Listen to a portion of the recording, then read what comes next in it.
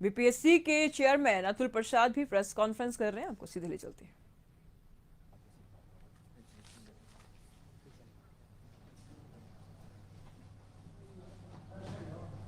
आप लोग व्यवस्थित हो जाए तो मैं बताऊं फिर लेकर यह परीक्षा 24, 25 और 26 अपने निर्धारित तिथि और कार्यक्रम के अनुसार आयोजित की जाएगी। इसमें किसी को कोई संशय नहीं होना चाहिए। फिलहाल के हिसाब से वो अपने निर्धारित कार्यक्रम के हिसाब से ही वो आयोजित की जाएगी। जो भी अभ्यर्थी इसमें आवेदन दिए हैं वो सभी के सभी इसमें भाग लेने के लिए अधिकृत हैं, वो भाग ले सकते हैं। आप सब लोगों को जानकारी दे दूं कि हम लोग परीक्षा के स्टेज पर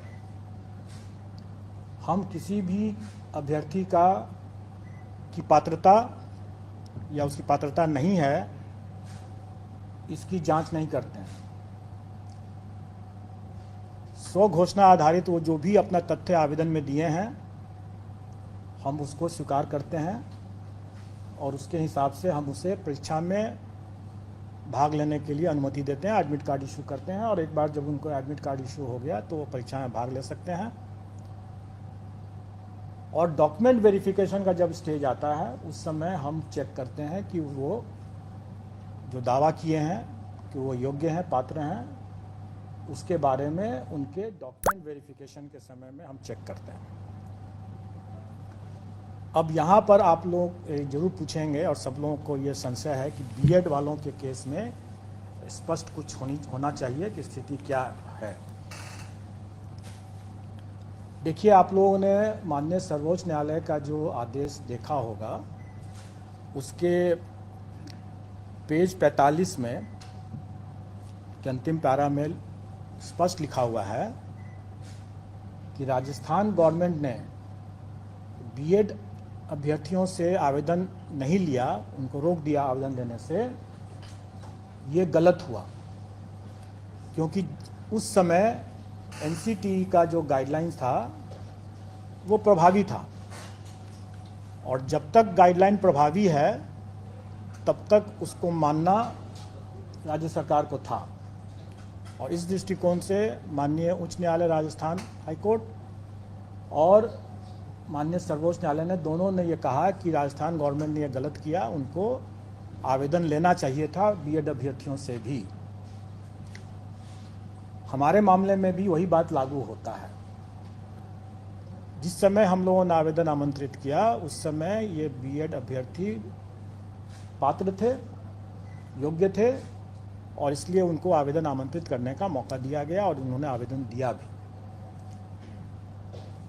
उसी में आगे माननीय सर्वोच्च न्यायालय ने यह भी आदेश दिया है कि ये एक एस्टैब्लिश प्रैक्टिस है, सेट प्रिंसिपल्स ऑफ लॉ है कि कोई भी वैधानिक संस्था द्वारा कोई एक वैध विधिवत कोई एक आदेश निर्गत होता है तो वो तब तक प्रभावी होता है जब तक कि वो रद्द नहीं हो जाए किसी कोर्ट के आदेश से या किसी अन्यथा।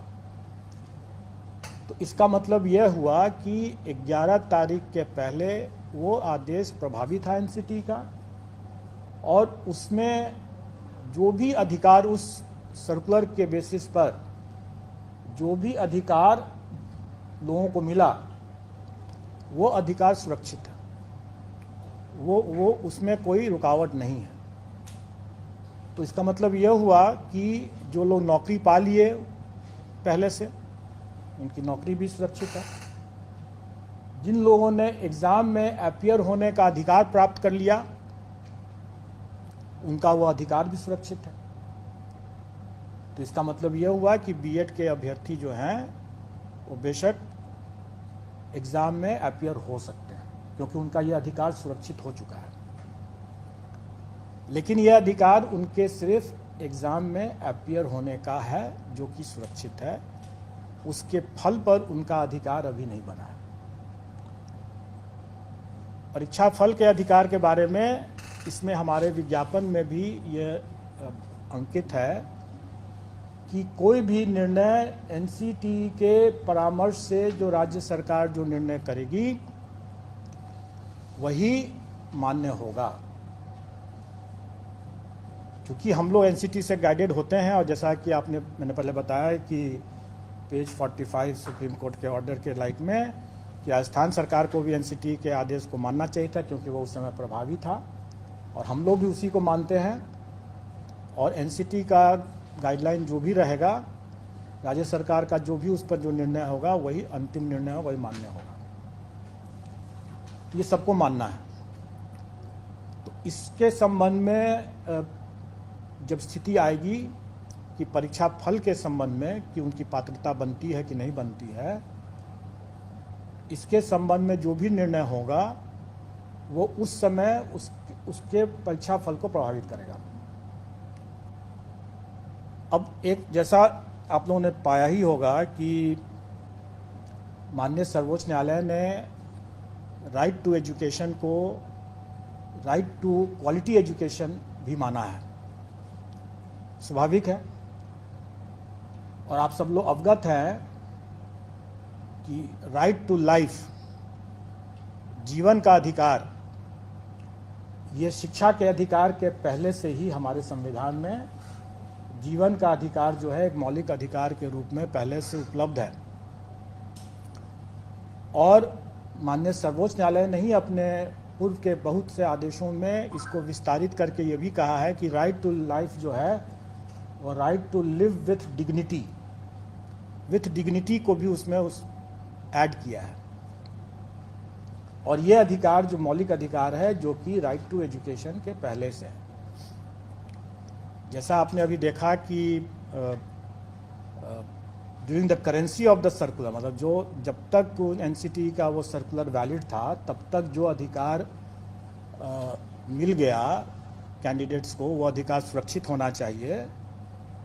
तो मेरा ये व्यक्तिगत ओपिनियन है, अभिमत है कि जीवन का अधिकार जो उन्हें मिला कि हम बीएड करके ब्रिज कोर्स के रास्ते से हम अपने इस अधिकार का पालन कर पाएंगे, इसकी पूर्ति कर पाएंगे, अपना आजीविका अर्जित कर पाएंगे।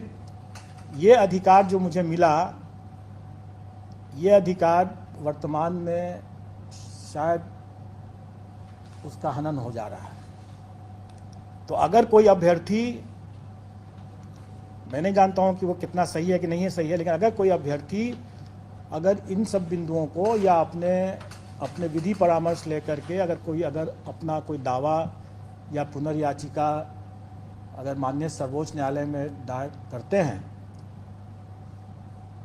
तो हमें उसके फलाफल के लिए प्रतीक्षा करना पड़ेगा, और उसके फलाफल से ही प्रभावित होगा उनका परीक्षा फल। तो इसका मतलब यह हुआ कि अभ्यर्थी क्या अपना लीगल रिकॉर्ड्स लेते हैं, क्या एनसीटी आदेश करती है, या क्या राज्य सरकार अध्यादेश या वगैरह वगैरह जो भी लेकर के आती है, उससे उसका परीक्षा फल प्रभावित हो सकता है, और हम उसका बिल्कुल अनुपालन करेंगे। अब तब ये प्रश्न आप लोगों के मन में जरूर उठता होगा कि जब इतना संशय है तो फिर अभी परीक्षा को क्यों नहीं टाल दिया जाए। स्वाभाविक है, ये सबके मन में ये सवाल उठेगा, और इसका उत्तर भी माननीय सर्वोच्च न्यायालय के इसी आदेश में छुपा हुआ है। माननीय सर्वोच्च न्यायालय ने ये अपने पेज 35 से 36 में ये कहा कि जब आपके पास में डिप्लोमाधारी पर्याप्त संख्या में उपलब्ध थे तो आपको बीएड के साथ, ब्रिज कोर्स के साथ उसको अलाउ करने का कोई औचित्य नहीं था। ये साफ साफ उसमें लिखा हुआ है कि, और इसी कारण से भी यह रद्द हुआ है, क्योंकि आपको याद होगा, जानकारी होगी कि केवीएस ने शिक्षकों की कमी के कारण से यह प्रस्ताव मांगा था, दिया था, यह अनुरोध किया था, जिसको एनसीटी ने मान लिया। लेकिन राजस्थान के मामले में सुप्रीम कोर्ट की यह तीखी टिप्पणी है कि जब आपके पास में वहाँ पर पर्याप्त संख्या में अभ्यर्थी मौजूद थे डिप्लोमाधारी, तब फिर यह ब्रिज कोर्स करके बीएड को शामिल करने का क्या औचित्य है। अगर हम यही कहें कि हमारे पास जब पर्याप्त संख्या में डिप्लोमाधारी अभ्यर्थी उपलब्ध हैं तो परीक्षा को स्थगित करने का क्या औचित्य है। तब तो क्या हम ये एक मेरा क्या ये माननीय न्यायालय का मानना नहीं माना जाएगा कि हम जानबूझ करके, जबकि माननीय सर्वोच्च न्यायालय ने कह दिया साफ साफ कि आपके बीएड अभ्यर्थी नहीं एलिजिबल हैं इसके लिए, तब उनके लिए आपकी प्रतीक्षा रहते हुए आपने डिप्लोमाधारी के अधिकार का क्यों हनन किया। इसलिए हम डिप्लोमाधारी के अधिकार का हनन नहीं करेंगे, माननीय सर्वोच्च न्यायालय के अवमानना का भागी नहीं बनेंगे। माननीय सर्वोच्च न्यायालय ने जिस तीखी टिप्पणी को अपना आधार बनाया है, हम उसी तीखी टिप्पणी के आलोक में ये कहेंगे कि हम परीक्षा को नहीं टालेंगे। हम डिप्लोमाधारी हमारे पास पर्याप्त संख्या में हैं, 3,80,000 से ज़्यादा हमारे डिप्लोमाधारी प्राथमिक शिक्षक के लिए अभ्यर्थी हैं। कई ऐसे बीएड वाले भी हैं जो कि डिप्लोमा भी प्राप्त किए होंगे, लेकिन उन्होंने शायद अपना बीएड ही लिखा होगा। हमारी वैकेंसी से, रिक्ति से 5 गुना ज़्यादा अभ्यर्थी मौजूद हैं।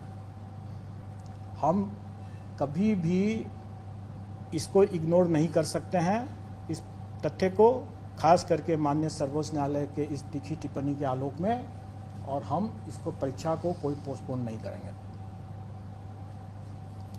तो ये तो बहुत स्पष्ट बात हो गई, और मैंने बता दिया कि बीएड अभ्यर्थी भी भाग ले सकते हैं क्योंकि ये उनका अधिकार सुरक्षित हो चुका था, लेकिन उनका परीक्षा फल प्रभावित होगा उनके खुद अपने लीगल रिकॉर्ड्स को देखते हुए कि वो क्या पुनर्विचार याचिका दायर करते हैं या नहीं करते हैं, या एनसीटी या राज्य सरकार क्या निर्णय लेती है।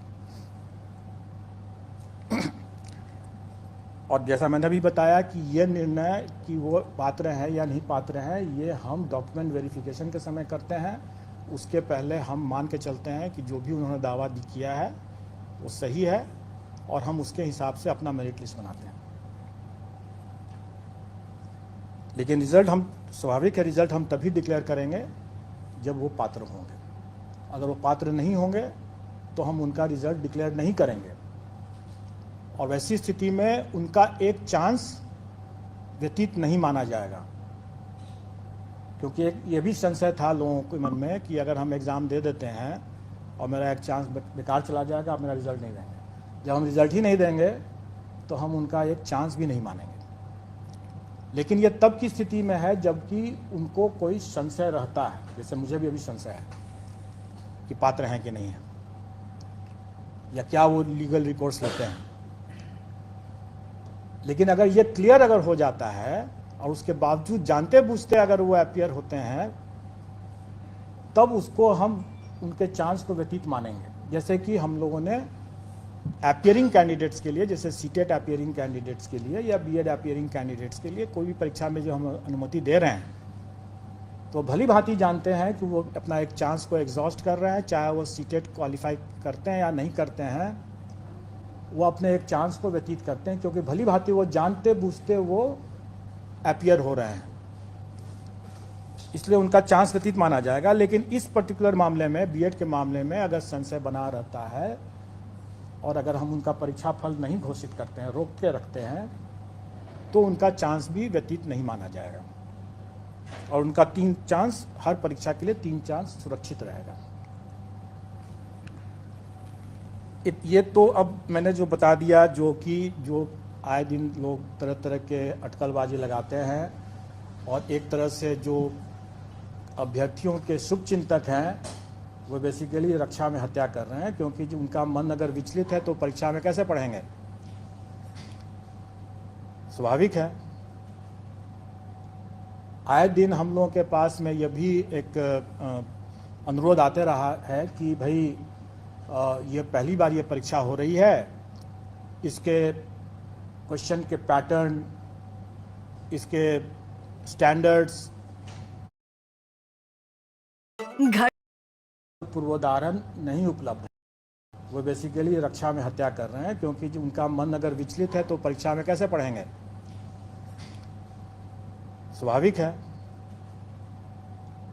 आए दिन हम लोगों के पास में यह भी एक अनुरोध आते रहा है कि भाई ये पहली बार ये परीक्षा हो रही है, इसके क्वेश्चन के पैटर्न, इसके स्टैंडर्ड्स, इन सब चीज़ों का कोई पूर्वोदाहरण नहीं उपलब्ध है।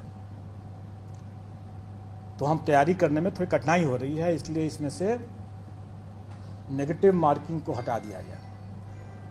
इस पर सरकार का भी अनुरोध है और कमीशन ने इस पर विचार करते हुए इस बार के लिए नेगेटिव मार्किंग को हटा दिया है।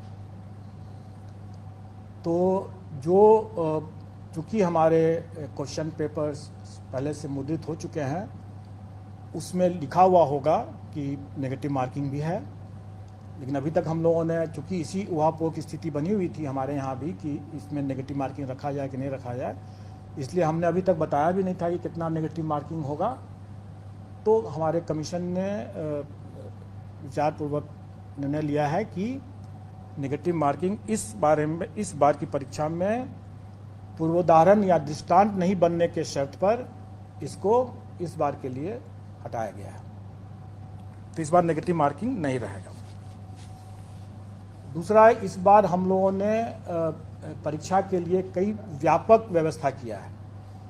कदाचार मुक्त परीक्षा हो सके, इसके लिए हम लोगों ने बहुत व्यापक व्यवस्था किया है, बायोमेट्रिक का भी, कैमरा का भी और ऑब्जर्वर्स का भी। आप सब लोग अवगत हैं कि 1 घंटा पहले परीक्षा कक्ष में प्रवेश बंद हो जाएगा। बहुत बार लोग इसको कंफ्यूज कर जाते हैं। लोग ये बोलते हैं कि 1 घंटा पहले सेंटर में पहुंचना है। नहीं, 1 घंटा पहले अगर आप सेंटर में पहुंचेंगे तो आप प्रवेश नहीं कर पाएंगे। आपको 1 घंटा से अधिक, मतलब कि 2.5 घंटा से लेकर के 1 घंटा पहले तक में आपको प्रवेश मिल सकता है।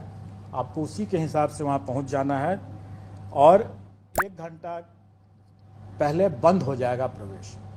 और इस बार कैमरा भी लगा रहेगा, गेट पर भी, कक्ष में भी। तो इसलिए इसका कोई उल्लंघन न करे, ये सब कैमरा के नज़र में रहेगा।